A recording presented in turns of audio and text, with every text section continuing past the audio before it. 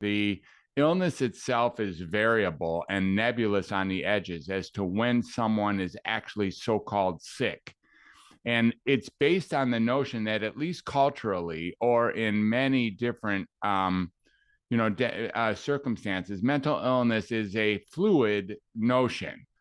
Now, can you be highly mentally uncomfortable? Can you be psychologically sort of off kilter or imbalanced? Most definitely. And in no way am I decreasing or diminishing the effects of what it is to be on the backside of those experiences. I don't mean, some people might be hearing this like it's all in your head, or, get over it. And that's not at all what I'm saying. The experience is very real. Whether or not it's classified as a mental illness is what we're pointing to here. And I would, because that's the question that you asked. And is it classified as significant mental pain and anguish and suffering and misery? Most definitely. Is that an illness? That's when we start having a question. Does it deserve to be assessed and addressed? Absolutely. And again, what's the best way to do that? You've already addressed that in my introduction. It's in the world of human connection.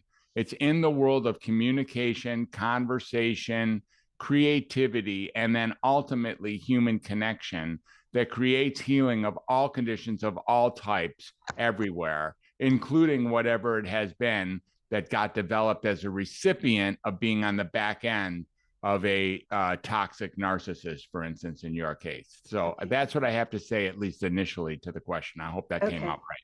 That's good. It's a good answer. So traditionally, or widespread, the DSM-5 is where these diagnoses come from. I know there's a lot of flexibility in those things. But something like depression or anxiety, if they're long-term, not just sporadic or temporary, are they classified as mental illness or mental conditions, or however you want to say that? Well, certainly if you're going to use the DSM as your central publication for classifying what is mental illness, then most definitely in that book, they would be classified as a condition.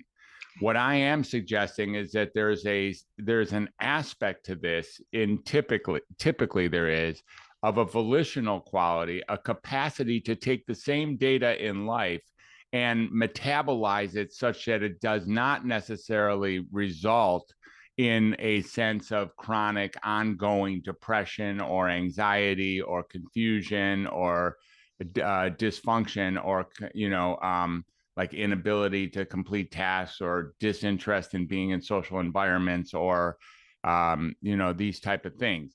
Like we have some degree of sovereignty and agency in making what happens in our life so.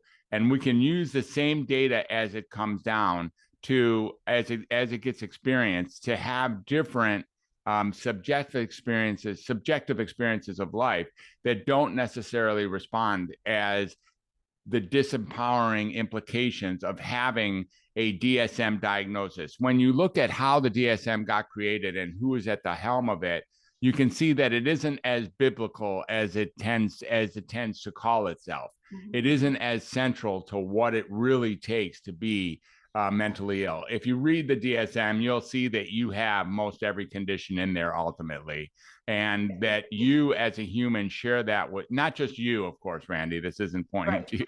I have it too.